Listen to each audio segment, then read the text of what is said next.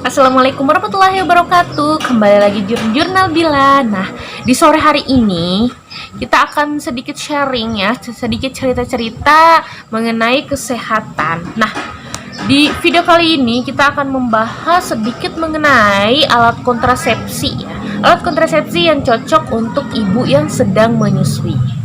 Tapi sebelum kita lanjut, selamat datang buat teman-teman yang baru gabung di Jurnal Bila, dan buat kalian yang belum subscribe, kalian harus subscribe channel ini. Kalian harus dukung channel ini supaya lebih berkembang lagi dan lebih bermanfaat lagi, bisa memberikan informasi-informasi yang bermanfaat buat teman-teman yang lagi membutuhkan informasi seputaran kesehatan. Oh iya, sambil kita nyantai, kalian harus nonton video ini atau kalian bisa dengerin aja, dan jangan kalian skip ya video ini supaya bisa menjawab pertanyaan-pertanyaan yang ada di benak kalian semua.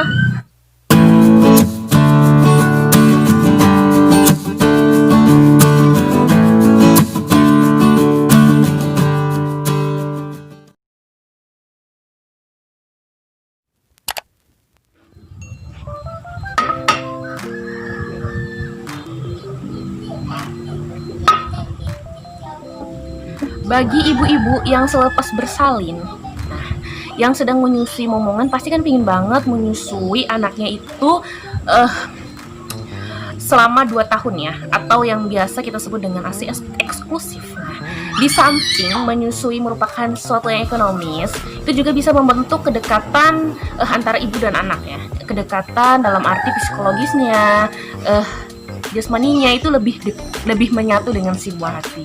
Tapi di samping itu, kita juga butuh waktu untuk merefresh diri, untuk mengembalikan kebugaran tubuh ya, kebugaran alat-alat vital, alat-alat reproduksi seperti semula. Kan nggak mau nih kalau sampai baru selepas nifas atau baru selepas 40 hari, biasa orang bilang ya, itu sudah kebobolan lagi. Jadi banyak nih ibu-ibu yang ketakutan, gimana sih cara kita menunda kehamilan tapi ya dalam masa laktasi atau masa menyusui ini ya. Jadi itu kan menjadi sesuatu yang suka dipertanyakan oleh ibu-ibu. Banyak yang takut ketika mereka menggunakan KB itu hasilnya berkurang.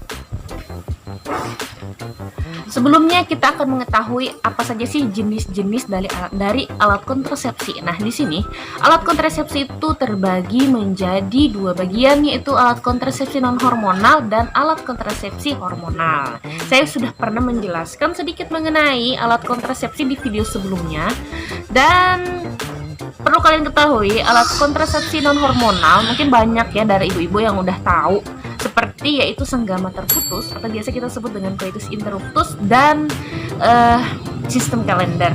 Namun keakuratan dari alat kontrasepsi non hormonal ini banyak kekurangannya juga ya. Nah, contohnya seperti kalau senggama terputus itu kan misalnya ini, kalau bapaknya lupa atau ibunya lupa atau memang udah keenakan jadi bablas gitu ya, itu kan nggak bisa kita hindari akan terjadinya kegagalannya. Lalu yang kedua yaitu sistem kalender. Nah, ini sebenarnya sudah pernah saya jelaskan di video sebelumnya ya, mengenai bagaimana sih cara menghitung masa subur ya. Karena dengan sistem kalender itu kita harus mengetahui kapan masa subur kita. Nah, kekurangannya ini juga banyak loh. Salah satunya adalah kalau misalkan haid kalian tuh nggak lancar ya, dan nggak tahu kapan masa subur kita kan, memang ada sih bagaimana cara menghitungnya, tapi kalau misalkan kita udah kelewatan atau lupa atau memang nggak fokus, nah ini juga bisa mengakibatkan kegagalan atau kebobolan. Kedua adalah KB buatan. Nah, KB buatan ini juga terdiri dari KB hormonal dan non hormonal. Salah satu contoh KB non hormonal adalah kondom. Nah, kondom ini sebenarnya alat kontrasepsi yang sangat gampang ya, karena tidak memiliki efek samping dan bisa mudah didapatkan. Oh iya, tadi ada satu yang kelupaan ya. Di sini saya akan menambahkan KB alami yang cocok juga buat ibu menyusui adalah sistem amenorelaktasi. Nah, ini. Namun, sistem amenorelaktasi ini juga mempunyai beberapa syarat yang harus ibu-ibu pahami. Kalau tidak, tingkat keefektifannya itu sangat-sangat rendah. Salah satunya yaitu ibu harus menyusui bayi on demand atau setiap 2 jam sekali ya. Dan ini ibu juga harus memiliki produksi ASI yang cukup, dan karena dalam sistem amenorelaktasi ini, ibu nggak boleh dibantu sama susu bantu ya, seperti susu SGM dan lain-lain. Dan sistem dari KB alami atau yang biasa disebut dengan amenorelaktasi ini juga batas waktunya yaitu sampai anak usia 6 bulan aja. Jadi selepas itu harus segera menggunakan KB. Ada orang berpikiran seperti ini, oh kita menyusui nggak dapat haid berarti nggak subur. Salah. Ketika kita tidak mendapatkan haid, belum tentu kita tidak subur. Jadi yang tadi saya bilang KB alami seperti senggama terputus, habis itu sistem kalender dan amenorelaktasi ini keefektifannya itu kurang ya. Jadi saya saranin kalian bisa menggunakan KB yang memang KB buatan, terserah mau KB buatan hormonal atau non hormonal juga bisa, karena tingkat keefektifannya lebih tinggi daripada KB yang alami tadi. Ke KB buatan yaitu KB hormonal. Nah, di sini ada KB hormonal yang bisa digunakan untuk ibu menyusui, yaitu KB suntik 3 bulan yang hanya mengandung progesteron ya. Lalu ya itu kalian bisa menggunakan pil, KB pil, IUD dan implan. Sedikit mengenai KB pil yang tadi sedikit saya sudah jelaskan juga. Di sini yang harus kalian gunakan yaitu KB pil yang hanya mengandung satu hormon saja, yaitu hormon progesteron. Kalian bisa menggunakan KB pil laktasik yang memang khusus untuk ibu menyusui. Tapi efek samping dari KB pil itu juga banyak. Nah, teman-teman harus perhatikan minumnya. Apakah kalian sudah minum pada waktu yang tepat? Ya, pada jam yang tepat. Contohnya kalau kalian minum hari Senin malam, nah hari Selasa malamnya juga kalian harus minum pada waktu yang tepat ya. Contohnya jam 8 malam hari ini. Nah, besoknya kalian harus minum jam 8 malam juga. Lalu KB pil ini harus telaten minumnya, harus diminum setiap hari. Jadi buat ibu-ibu yang nggak telaten nih atau males banget ya minum obat, males banget nih harus minum obat tiap hari. Nah, ini lebih baik kalian bisa menggunakan KB yang lain yang memang cocok untuk ibu. Selanjutnya adalah KB suntik. Nah, di sini KB suntik yang bisa kalian gunakan untuk ibu yang sedang menyusui adalah KB suntik 3 bulan yang hanya mengandung hormon progesteron saja. 3 bulan berarti bukan kalian suntiknya itu 3 bulan sekali ya, tapi per 28 hari selama 3 bulan itu. Jadi 28 hari tambah 28 hari itu sampai berapa hari. Nah, itu adalah waktu kembali kalian untuk suntik.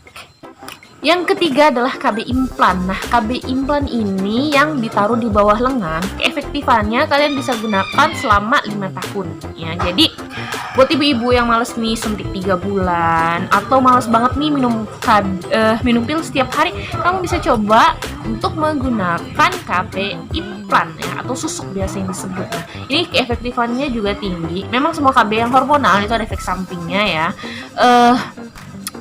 Efek sampingnya, tapi bagaimana bagaimana kalian dapat menyesuaikan dengan keadaan kalian.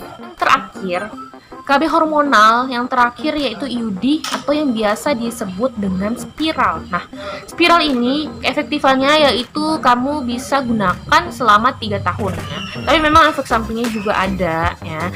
KB spiral ini kalian wajib untuk kontrol minimal 6 bulan sekali untuk melihat apakah ada pergeseran pada batang KB-nya itu. Lalu efek sampingnya adalah bisa menyebabkan flek-flek atau pendarahan berterus-terus atau haid yang panjang, dan bisa membuat ketidaknyamanan pada pasangan ya. Tapi kalau misalkan benangnya itu kan terkadang membuat suami gak nyaman ya, itu biasanya bidan-bidan suka mengakalin gimana supaya benangnya itu nggak membuat sakit ketika kalian berhubungan.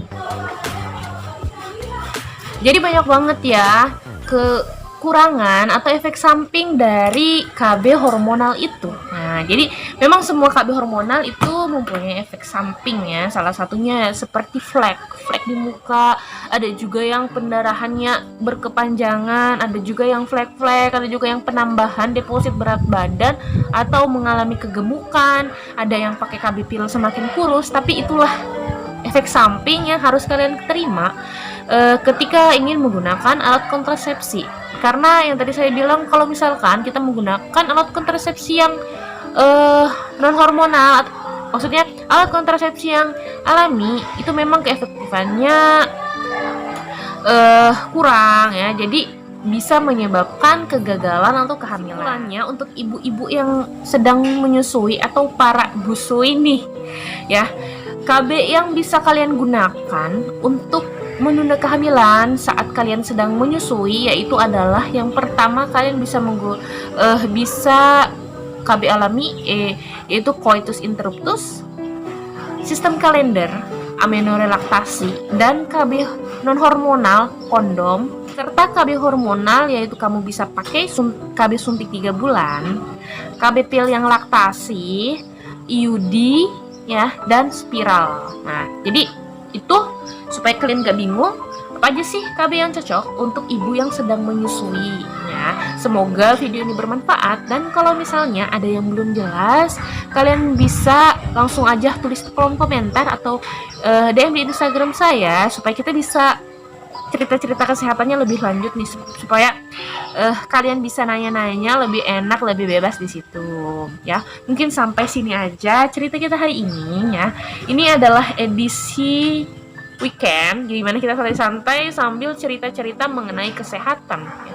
Semoga video ini dan informasi ini bermanfaat buat kalian semua. Terima kasih sudah menonton video ini sampai selesai, dan bagi yang belum subscribe, jangan lupa kalian harus subscribe ya. Sampai ketemu lagi di video jurnal Bila yang selanjutnya. Terima kasih dan assalamualaikum warahmatullahi wabarakatuh.